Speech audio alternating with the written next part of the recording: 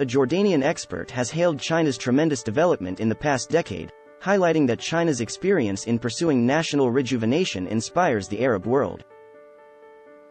أعتقد أنه الصين ماضية إلى الأمام بشكل واثق، وأن الصين استطاعت خلال السنوات العشر الأخيرة أن تحقق نهضة كبيرة وملفتة، يعني تجاوزت كل التوقعات العالمية، وهذا يبشر بأنه الصين قادرة على إنجاز المزيد خلال العقود المقبلة. أعتقد، وهذا يعني ما ثبت معي أيضا بالبحث، أن المقارنة النمو والتطور الذي أنجزته الصين بالنسبة للحالة العربية واستفادة العالم العربي من تجربة النهوض الصيني، وكذلك التقارب وتبادل المصالح بين الصين والعالم العربي، سيكون له آثار إيجابية بالنسبة للطرف.